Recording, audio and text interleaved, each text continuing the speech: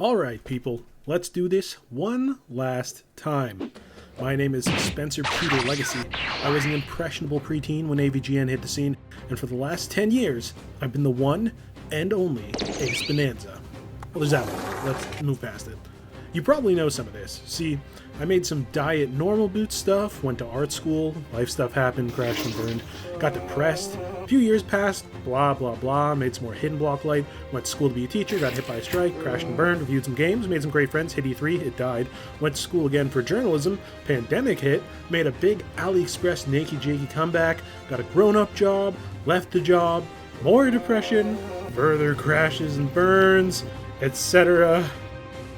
But I handled them like a champ.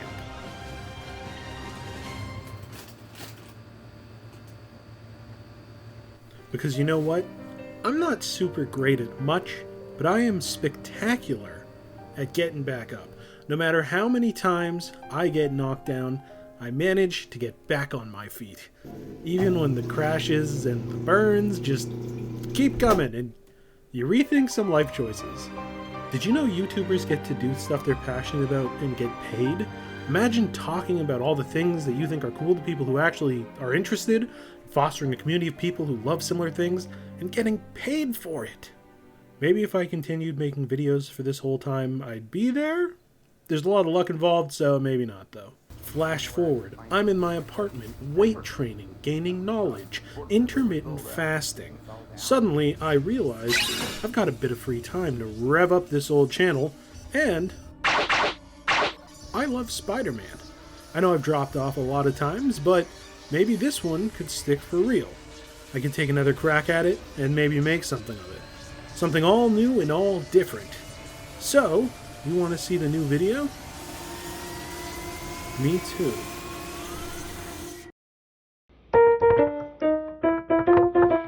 Hey baby, I hear the blues are calling, cause AceBonanza is back. Oh, I've played many a Spider-Man game in my 27 long years on this earth. From your never soft Spideys to your very tired Tobey Maguire Spider-Man 2 adaptations, I've slung many a web. Maybe cut that. The one that really stuck in my head was 2005's Ultimate Spider-Man. As an excitable little 9-year-old with a Spider-Man obsession, the idea of a cel-shaded Spider-Man game based on the very cool, or as the kids say, skibbity, ongoing comic series was freaking sweet. Now, as an adult in the world where the Ultimate Universe is dead, but back, sort of, and there's a new Ultimate Spider-Man, but it's not the one from when I was a kid. The Ultimate Universe has had its whole journey, it's had its whole thing, and there's a new one now. So I figured revisiting a childhood favorite might be a neat little time. To quote many a seminal internet content person, will this classic stand the test of time, or will it be diarrhea dookie? Tonight, dear viewer, you and I shall find this out together. So try not to reach through the screen, cause here we go! Woo! Welcome to the year 2005. It's the year of Hurricane Katrina, the first ever YouTube video, Shark Boy and Lava Girl. MSN Messenger was going strong, the most base Star Wars movie was about to come out, and there were only 2 X-Men movies. It was truly a different era. A better era? Maybe. I was 9, so rocked on account of I didn't have to pay taxes, I didn't have horrible existential dread and ennui every day, and hey, Pokemon Emerald came out. Listen to the trumpets.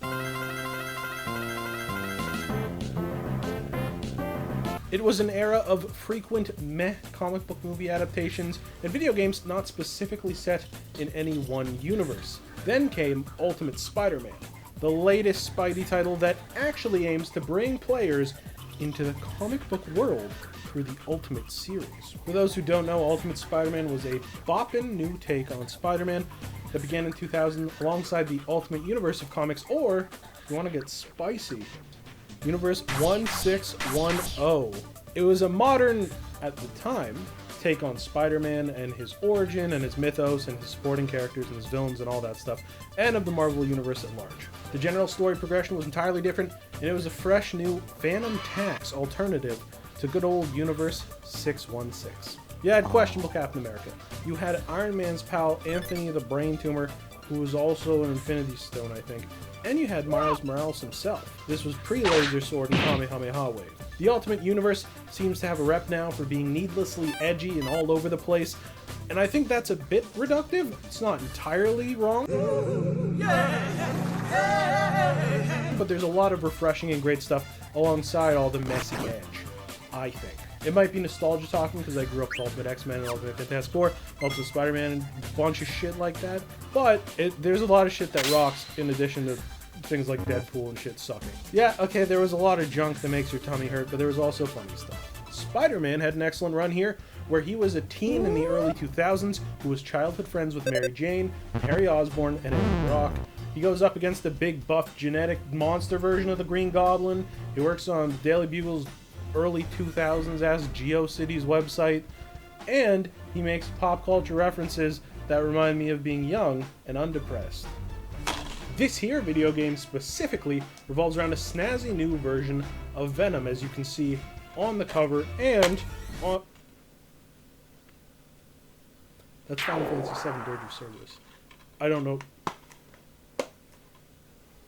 I own it. Anyway, this version of Venom is not a space alien from the stars. It's a weird goo suit that Peter's dad and Eddie's dad made to try and cure cancer. That technology didn't really catch on. So far, there's no goo cancer suit. Peter tries on the suit, learns it sucks the host dry like a Dyson, and destroys it. Eddie grabs his second vial of goo, becomes Venom, and starts feeding on people. The game's tutorial is actually taken straight from Ultimate Spider-Man issues 37 to 38, with Peter and Venom brawling outside the school in this atmospheric little thunderstorm, and learn how to run and jump on the football field while he's smacking you, and then you go into the street. It's a very nice set piece, and it's very accurate to the comic. I'm really into the comic style that the game uses to emulate those classic Bendis books and their gorgeous Mark Bagley style that I think was bopping. Given the cel-shaded art style kind of already lends itself to the comic book look, I think the choice makes for a very good comic-focused adaptation. A couple more little jumping and swinging tutorials in which Peter shows very little regard for his secret identity, which is in line with the Ultimate Universe, admittedly, when that mask was just coming off pretty much every issue. And then you're on to your first crime. You learn how to fight by beating up Shocker, who is really the perfect tutorial baddie.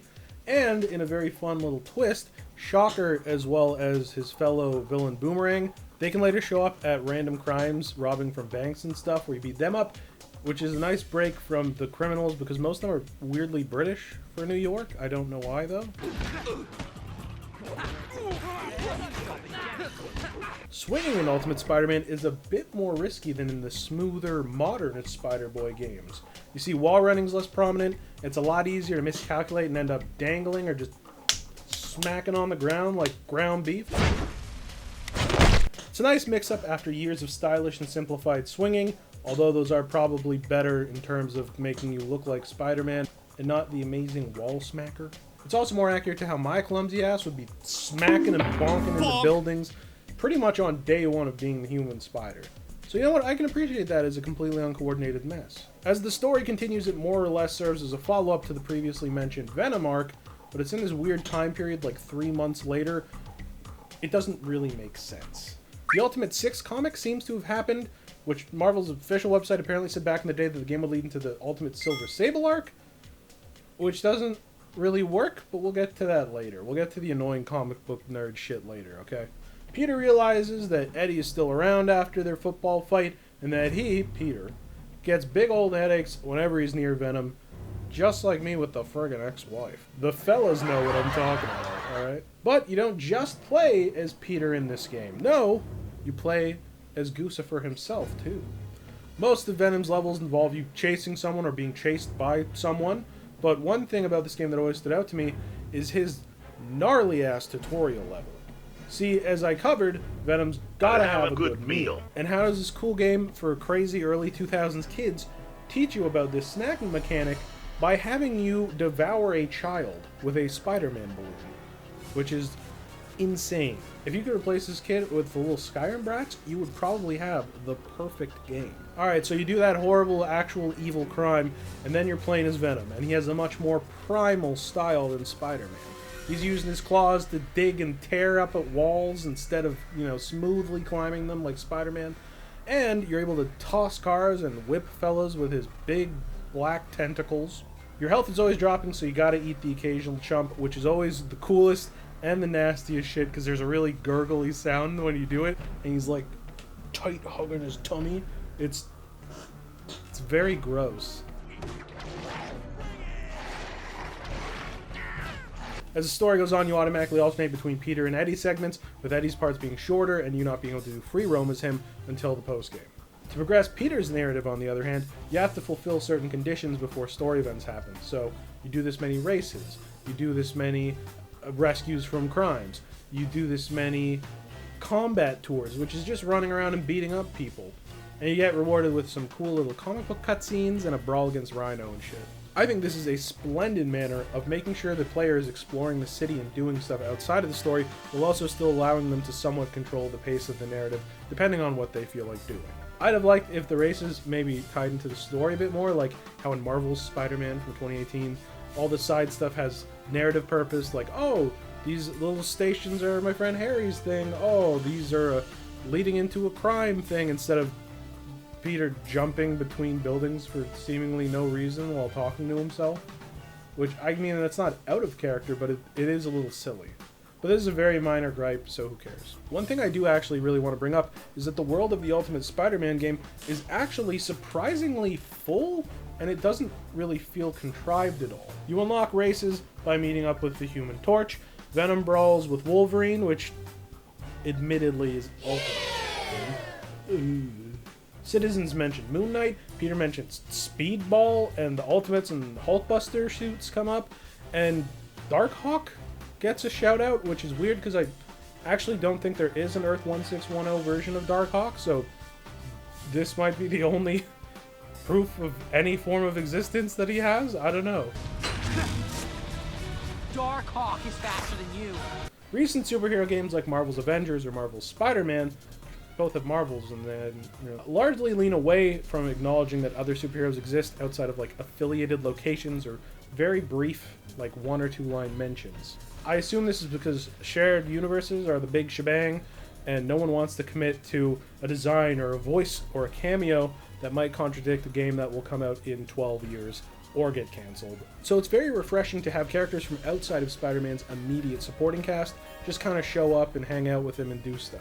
Johnny and Peter are pals, so of course they're going to race each other because they're both fun idiots. Wolverine, especially Ultimate, would be at a grody bar and would be ready to scrap with Venom out of nowhere. Things like this give off the sense that there's a universe full of characters doing their own thing outside of Spider-Man's adventure.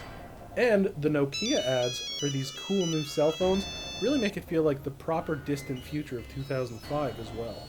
Speaking of it being from the early 2000s, Peter's quips add this extra layer of like millennial sardonicism that I actually really dig. It might be because I'm closer to this one's age, but he's being very snarky throughout the game and kind of mean, but in a way that like a 15-year-old would absolutely be. That feeling that just overwhelmed you? That's losing! So this gives the trash talk a little bit more of a realistic and at times actually pretty funny edge. Now, I'll admit, combat is nothing special. You can punch and kick and jump and use webs and do some weird combos with those sometimes, but that's about it. There's a fun little move where you like bounce off a wall, and it's cool, but it really doesn't measure up to all the weird web doodads and the like of the newer games. I know you can be like, the newer ones are kind of Arkham-esque, but I will take that over the 3D Final Fight. Real quick, I like Final Fight. That wasn't a dig. Also, I really love the voice work in this game. Peter Parker is played by the very talented Sean Marquette, who you probably mostly recognize if you're around my age as Mac from the Cartoon Network animated series Foster's Home for Imaginary Friends. Ever since playing this game as a kid, his voice is the one I associated with Ultimate Spider-Man when I would read those comics, which actually makes it nice and different from when I read 616. And it goes between Josh Keaton and Christopher Daniel Barnes, so there's all these Spider-Man voices in my head. That came off a lot crazier than I meant for it too. Arthur Burghart does an excellent and very guttural Venom.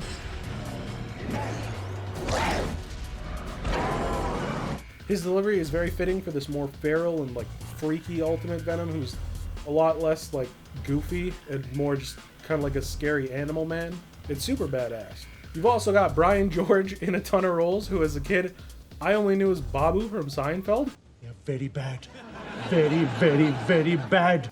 He nails both Shocker and Adrian Toomes, and he does those roles really well. Out of the way, piglets! All of you, just back off! I did my graduate work with your father's lab. I was there when he and Dr. Parker... Let's get down to business. I've only learned from doing this video that he actually has a very prolific voice acting career, with characters like Alfred Pennyworth and Kiadi Mundi under his belt, so kudos to him. That's really cool. That's a very cool career to have. Anyway, the story largely goes on jumping between Spider-Man scrapping with Venom and Beetle and stuff, and then Venom running away from Silver Sable or after Electro. There's a fun mission where you need to protect Peter's unconscious body from Electro by like tossing cars at him as Venom, which rocks because you're in Times Square whipping cars at some blue freak. It's sick, dude. Peter becomes Carnage for some reason, and then you fight Carnage Peter. It's weird, but it's unique. The ending just sort of happens after a bunch of battles between Spider-Man and Venom and them both kind of doing their own thing. And it feels like a very quick ramp-up and conclusion, where 1 minute you're just doing a mission, the next Peter's Carnage, you're fighting in the place, you're fighting Venom on the roof, boom, game's over. But the final battle is a suitably exciting set piece and fight, so it's fine. Now, given I played this game for weeks on end as a child, I was shocked to discover I beat it easily in under 4 hours, which means I was either really into swinging for no reason, or I was a complete moron. And they're both equally possible, and it could also be both. Food for thought.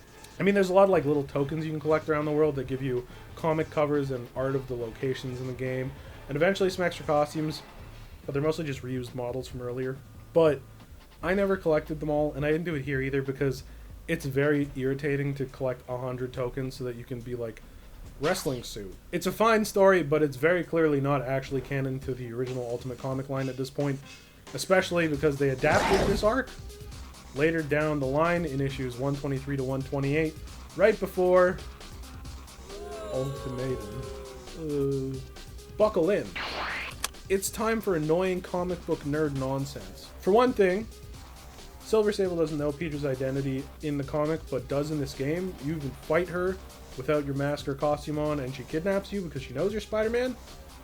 But then in the comic, she doesn't know he's Peter Parker, so that doesn't make sense. There's also posters for Kraven's new show, which is brought up in the Ultimate 6, but following the end of that storyline, he wouldn't have a show anymore because he's big, nasty cat boy.